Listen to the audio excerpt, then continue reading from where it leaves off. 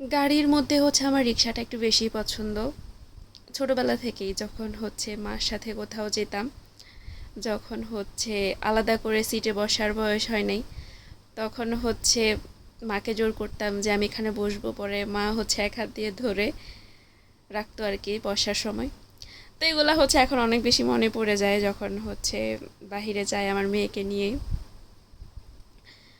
বড় হতে হতে আসলে সব চেঞ্জ হয়ে যায়। তো হ্যালো এভরিওয়ান, কি অবস্থা সবার, কেমন আছেন? আশা করছি ভালো আছেন, আমরাও ভালো আছি। তো প্ল্যান করেছিলাম যে মানে অনেক দিন হচ্ছে চা পরোটা খাই না, এজন্য হচ্ছে আমি বলতেছিলাম যে চলো তাহলে হচ্ছে আমি আজকে চা পরোটা খাবো। তো এটা বলে হচ্ছে বের হয়েছি, কিন্তু কি থেকে কি হয়ে গেছে।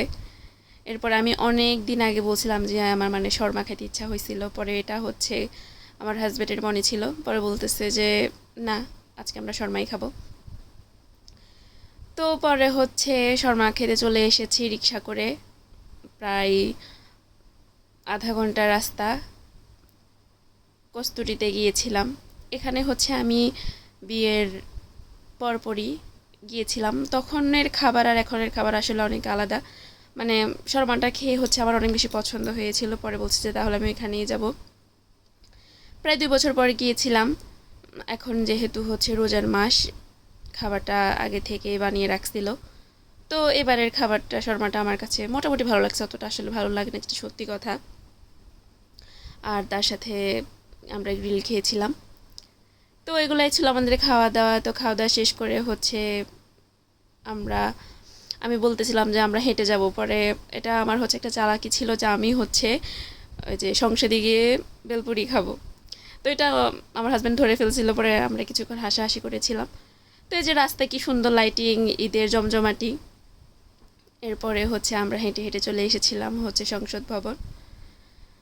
সংসদ ভবনে এসে হচ্ছে আমি বেলপুরি খাবো, আমার বলছে যে শুধু বেলপুরির দিকে নজর দিবা, আর কোনো দিকে নজর দেওয়া যাবে না। পরে আর কি করা, এক রাশ অভিমান নিয়ে আমি শুধু বেলপুরি খেয়েছিলাম, তবে বেলপুরিটা অনেক বেশি মজা ছিল। আমাকে জিজ্ঞেস করতেছিল যে কেমন লাগছে, আমি খেতে খেতে বলতেছিলাম যে না, ভালো ছিল। আর এদিকে হচ্ছে আমি গুঞ্জনকে বেলপুরি দেখাচ্ছিলাম, সে কার দিকে দেখে জানি হাসাহাসি করতেছিল, অপরিচিত লোকের দিকে তাকিয়ে সে হাসতেছে। তো এই যে এখন তার চোখ পড়ছে যে তাকে আমি কিছু একটা দেখাচ্ছি, এখন সে টানাটানি শুরু করবে, এখন আমি তাকে দিব না। তো যাই হোক, আর এই যে দৃশ্যটা তো আমি একদমই আশা করি নাই। খালাটা ডাকছিল, পরে সে দেখি যে আগ্রহ নিয়ে গেল। এরপর এই খালাটা আমাকে বলতেছিল যে হাতটা দাও, তখন আমি মনে মনে বলতেছি যে না খালা, যে ফুলটা নিচ্ছে সে আমাকে পরাই দিবে। পরে যখন আমার হাজব্যান্ড ওনাকে বলতেছিল যে না খালা আমি পরাই দিব, তখন খালাটা অনেক বেশি হাসতেছিল। তো যাই হোক, এরপরে হচ্ছে আমার মেয়ের বাবা হচ্ছে একটু ঢং করতেছিল আমার সাথে, জানি না তার কি মতিগতি হয়েছিল। অনেক দিন পর হচ্ছে তার আমাকে ফুল দিতে ইচ্ছা হয়েছিল।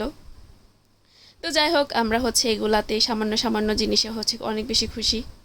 ভালোবাসার মানুষটা যদি সামান্য কিছুও দেয়, এটাতে আমরা অনেক বেশি খুশি হয়ে যাই। তো এই তো এদিকে হচ্ছে বাপ বেটি হচ্ছে রিক্সায় আরাম খাচ্ছিল, আর আমি তো ফুল দেওয়ার আনন্দে অনেক বেশি খুশি হয়ে গিয়েছিলাম। তো আজকের দিনটা হচ্ছে অনেক বেশি ভালো ছিল। আজ এ পর্যন্তই, দেখা হবে অন্য কোনো ভিডিওতে। আপনারা হচ্ছে আমার পাশে থাকবেন।